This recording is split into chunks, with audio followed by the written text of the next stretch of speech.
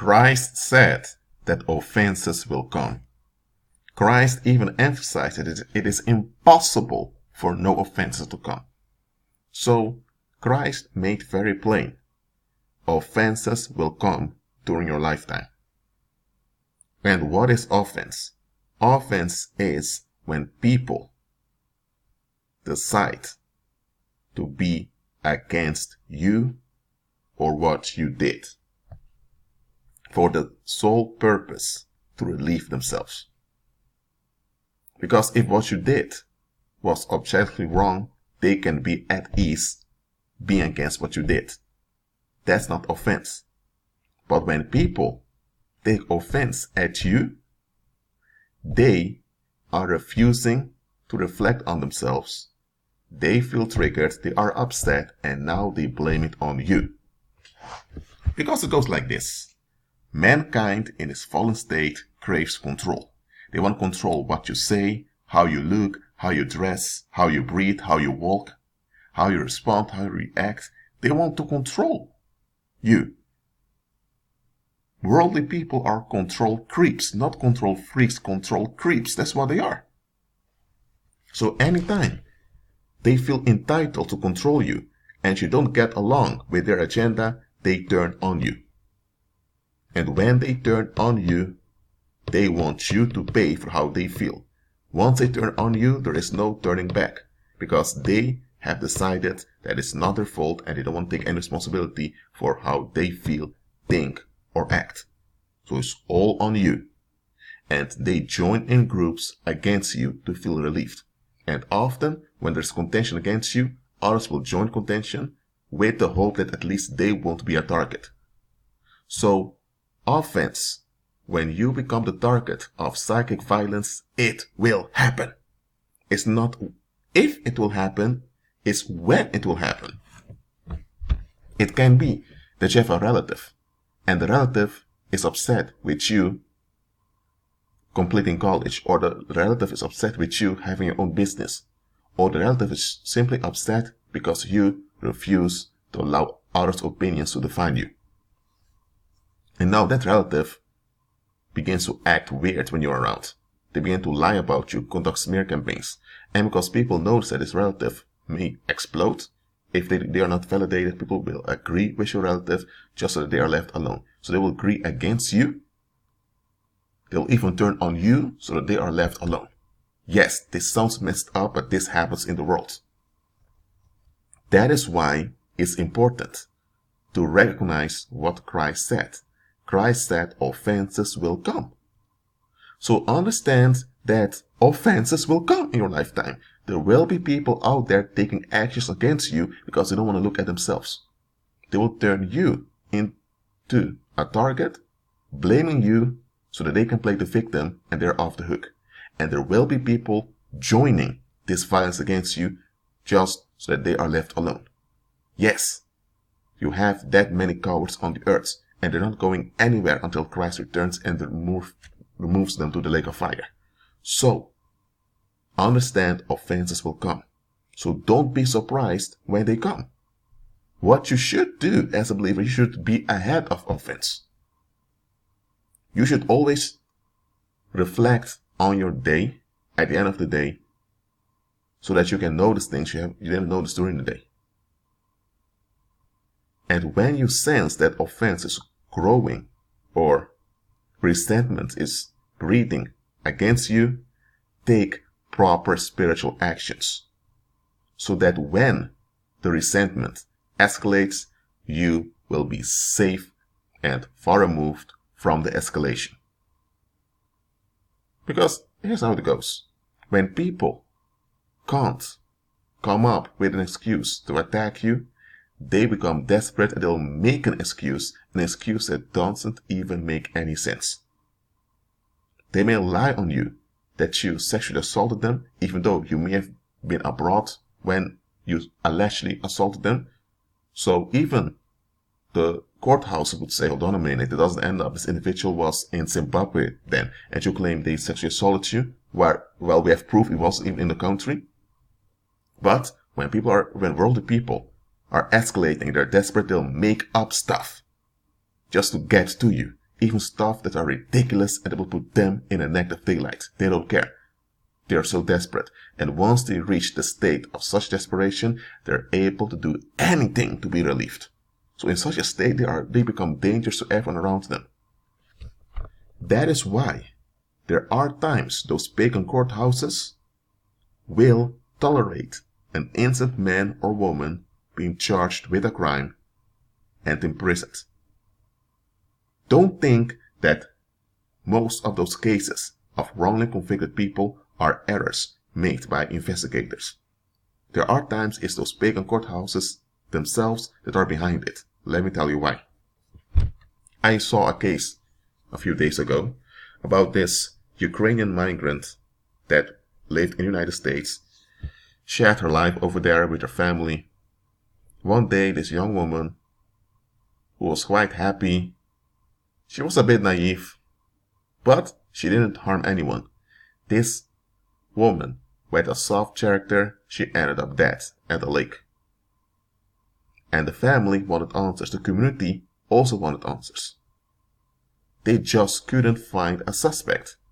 So, one day, let's say a few months later, they charged 2 locals. Those were 2 white, I believe middle-aged men with no education. One of them didn't even attend high school. They were just poor, white folks, or rednecks, if you prefer that term.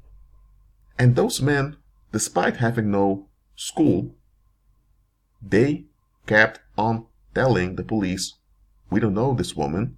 We may have seen her around their family when they were fishing at the lake, but we don't know her.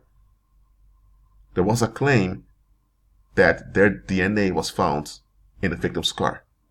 And later, the news came out that those 2 men found an abandoned car and they checked in the car to see what's going on. There was no evidence that pointed out they harmed that woman at all. One of the men died during the trials.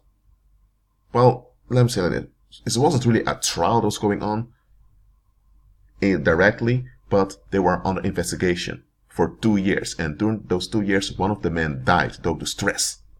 Yes, he died. The other one, who was a bit younger, remained alive, was convicted and sentenced, while there was no evidence whatsoever he committed the crime. And many people began to say, hold on a minute, this doesn't add up. They still locked him up.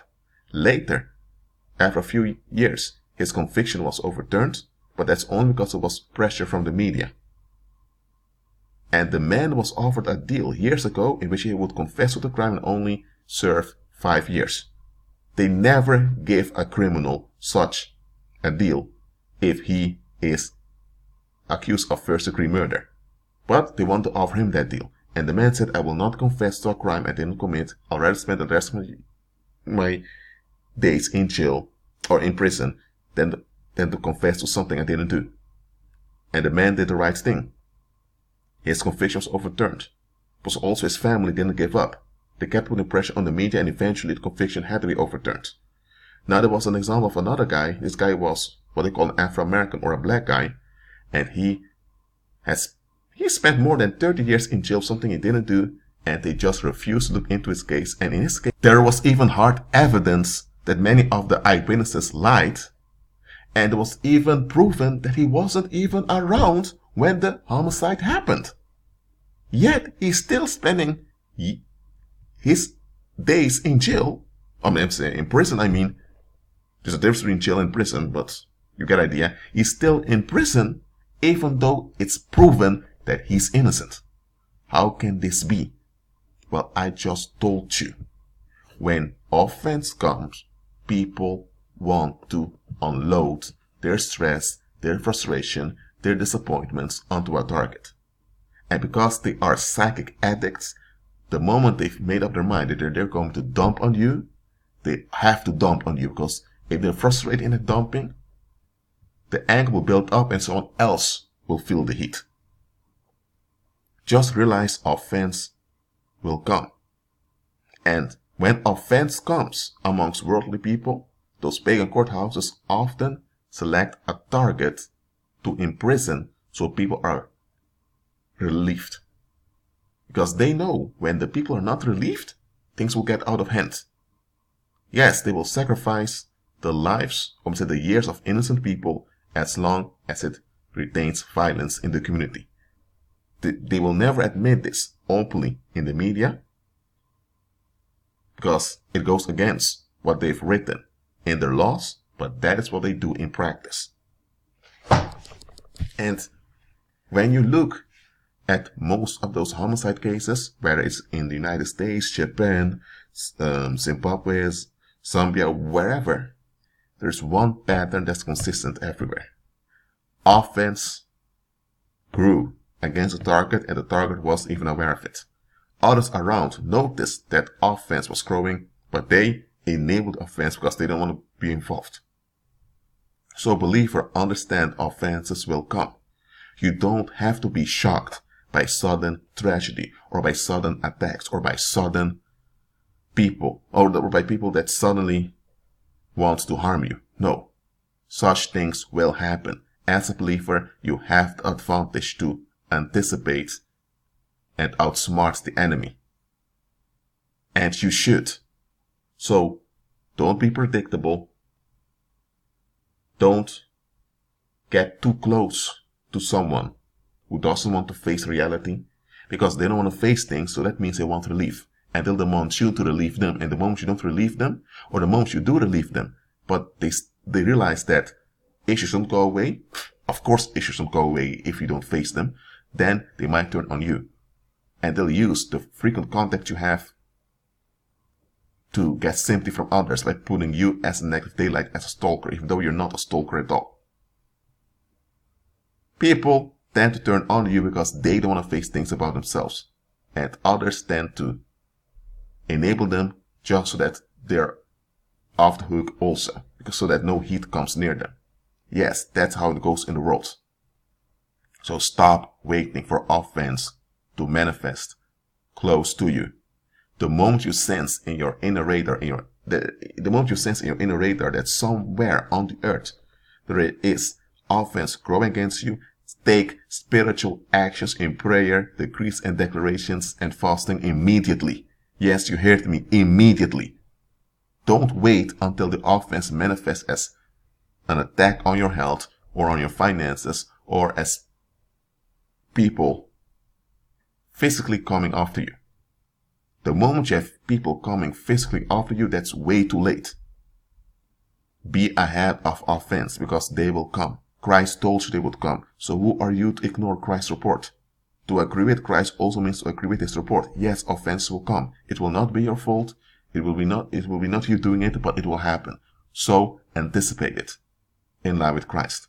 That's it for now. Be at peace.